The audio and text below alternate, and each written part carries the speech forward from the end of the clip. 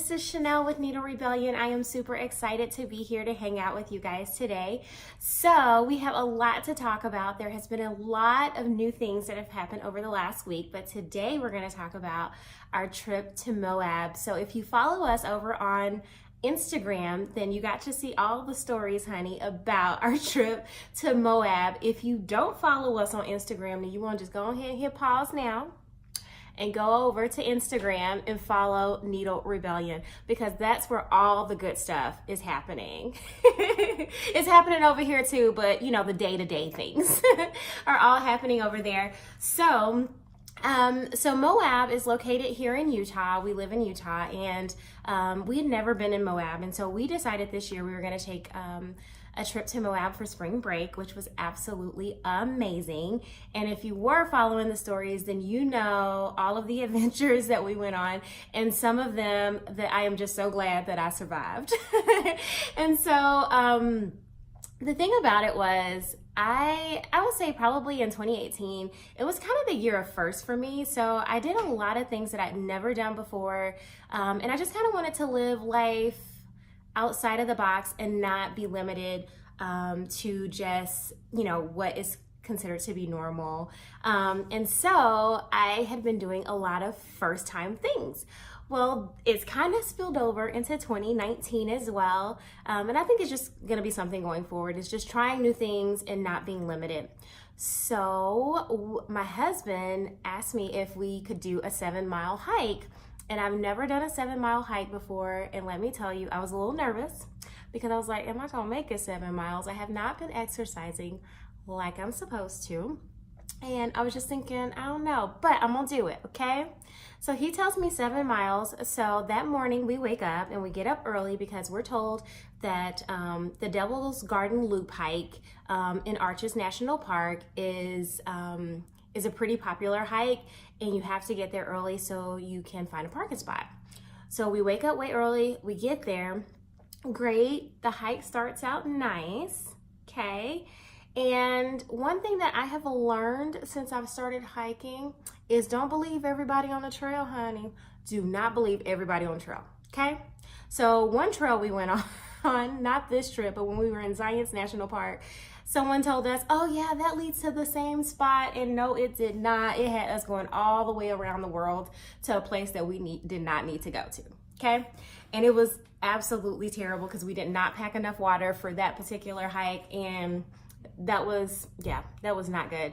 So while we're on this hike, we run into a guy, and he was like, oh, this is the hardest part of the hike. After that, it's easy. No, it wasn't.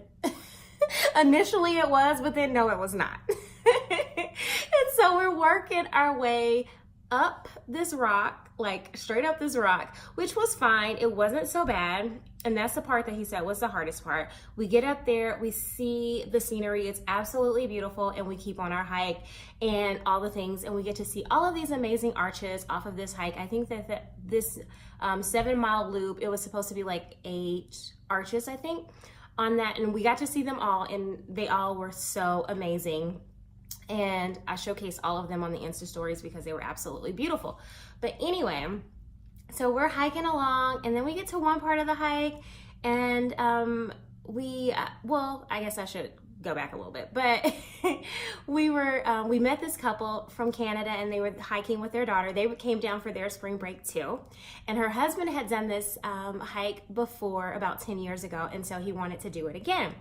Well, anyway, we met them on the hike, and you know, we kind of went our separate ways or so, and then we kind of linked back up when we got to one portion of the hike, and there was a couple that was talking to them, and they were talking about this part of the hike that was pretty intense, in that you needed a rope, and I'm pretty sure there's a more technical term, and I'm using rope for, I mean, I don't know, because I'm not a mountain climber or, you know, like this amazing hiker. But anyway, so they were like, you need a rope because it was pretty intense and you got to get down the mountain. And I was thinking, okay, how is this gonna work? And so we are like committed at this point, almost, because it was like one of those things where you either need to turn around, or if you were going that way, you were going that way. You were totally committed. There was no other way out. And so we decided we were gonna go. We were just gonna take our chance and see what happens, right? Well, honey, let me tell you, okay? We're walking along, and I'm walking with Miss D, the Canadian couple that we met, because of course, you know, we make friends everywhere we go. And so me and Miss D, we're just sitting chit-chatting, we're talking, the boys have gone up ahead, and it was so funny because this like big mountain, you know, Army Ranger looking man came up to us and he was like, you know, coming up, there's, you know, a pretty intense part. I just wanted you guys to be aware. And I'm like, uh-oh, this must be scary, y'all, because we keep getting warning after warning after warning about this one part of the hike. Well, we get to the first part. And the first part, I was like, oh my goodness, how are we gonna get down? So we get down, and I thought maybe once we got down that part, then we were scot-free. Like we had conquered the rock and we were good. Well, no. We had not conquered the rock. We get down this one part to find out the really intense part, okay? So you have to pretty much almost like, I don't even know if you would say climb down. Well, I guess you could say climb down. We have to climb down the side of the rock, and there's not really a ledge. Okay, not really a ledge and nothing to really hold on to.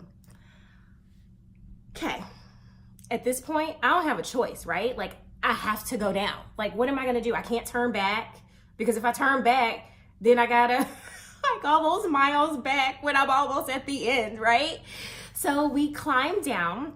My husband's like, you go first, Erickson will go, my 9-year-old, and then I'll go behind you guys, you know? So I'm working my way down, and I'm sitting here like, where do I put my legs or my feet, because I do not want to slip. And I have to hold myself together because guess what? My child is with me. And you know, all of y'all moms know, you have to hold it together for the kids. Even when on the inside, you're like screaming. Like I was screaming on the inside, y'all. And so, yeah, anyway. So we make it down. I make it down first. My son is working his way and he begins to kind of freak out. And I'm like, oh my gosh, he cannot freak out because we're in the midst of this. And there is no way to really kind of save him, but I gotta hold it together. And so I'm talking him through and I'm encouraging him and I'm just telling him how he can do it. You can do all things. I'm just like going through all the things with him, okay? So he makes it down, my husband makes it down, and then it's Miss D's turn and her husband David. And let me tell you, Miss D freaks out.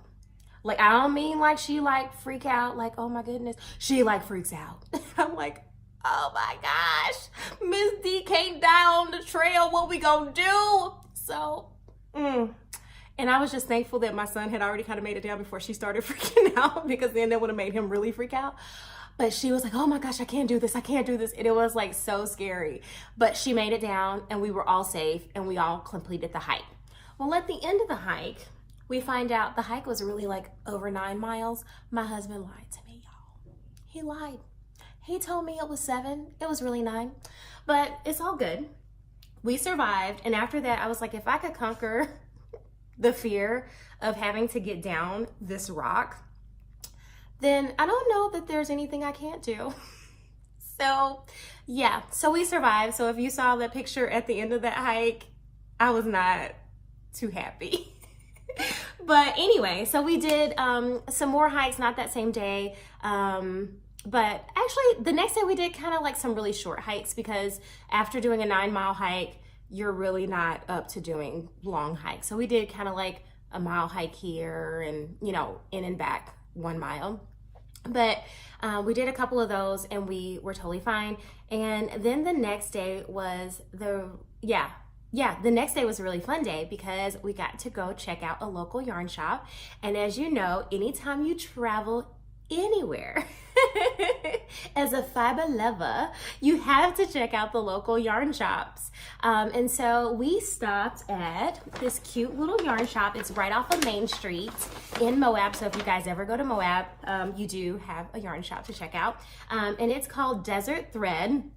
And Let's see if you can, yeah, you can see that. So Desert Thread, and I met Miss Rosie. She was one of the owners and she was there, and she is absolutely the sweetest. She is so sweet. And she was just kind of telling me her story of her and her sister, how they came to own this yarn shop. And it was so awesome and so great to spend some time and talk with Miss Rosie. And if you were on the stories, then you saw a picture of me and Miss Rosie hanging out together. So we had a lot of fun. And so anytime I go to a local yarn shop, I do like to get local yarn if I can find it while I'm there, because what's the point of going to a local yarn shop and, you know, checking out all the things and not buying a skein of your local yarn, right? So I got this Cunnington Farms in the Chelsea Morning. It's a 3-ply sport weight, 250 yards. And look at this skein of yarn. It is so nice and squishy. Like I can't wait to make something with this. So I was thinking either like a hat or some mittens, or, you know, something like along those lines. But it's so nice because just kind of the story behind this yarn shop this yarn company. It's really, really good. And so I decided that I was going to pick this up. And so I got that. And then I got the cutest little thing ever. Look at this little sheep. This sheep is so cute. I was like, maybe I need to name my little sheep. But look at my little sheep. My little sheep is a tape measure. Look at that. I was like, I had to get this because I was like, oh my gosh, this is gonna go so great in my project bag. And so she is really cute, and y'all can help me pick out names for her. She is super duper cute. So those were the things that I picked up while I was there. I probably could have picked up way more, but I'll be honest, my husband was with me, and you know how that goes when you're in a yarn shop with your husband. You can't spend as much money as you would normally spend because he really doesn't know how much yarn costs. So yeah, so I had to kind of hold it together so that way he didn't find out all the secrets. And he's upstairs, and I'm trying to make sure that he does not see or hear me. But anyway, so yeah, so we did all the fun things, and we did get to hit up a local yarn shop and all that good stuff. And there's so much more that I need to tell you guys, but I think I'm gonna save it for another video because, you know, I can't tell y'all all the things right here, honey. I gotta keep y'all in suspense. No. But you guys know where to find me. I'm here on YouTube, Needle Rebellion, of course, and we're Needle Rebellion on Instagram. And I did start a Ravelry, which I got to start doing more with. That's Needle Rebellion, but otherwise my personal is Coco5 Knits. And yeah, so definitely you want to subscribe so you can see when we drop new videos. And then you also definitely want to go check us out on the other platforms. And I'm also on Facebook as Needle Rebellion as well. So yeah, just let me know like what's going on. What kind of projects are you guys currently working on? And you know what? I did not even bring my project bag downstairs to tell you guys what I'm working on. How terrible is that? Just pause. Okay guys, I am so sorry, but I'm back. So yeah, I can't believe I forgot and left my project bag upstairs, but I am still working. Sorry. I'm still working on my Tensile by Emily Greene. That's what I am currently working on, and I am so bad. Okay, so normally I typically have projects done fairly quickly. I'm a pretty quick knitter, but I have been working on the other surprise that many of you, if you follow on Instagram, then you already know. But I have been working a lot on that, so I haven't had as much time to knit, which is so sad because I love all the knit things. But I am working on this. I did get the back panel. It's upside down. Sorry, guys. I did get the back panel done. And I am currently working on the front. Let's see, trying to get my yarn from being all tangled up here. But look at that. I cannot wait to get this beauty done. But yes, this is the front, and I And this, of course, is the back. And then once I get this part done, then all I'll have to do is sleeves, and I can breeze through those pretty quickly. And so and then work on the neckline, of course.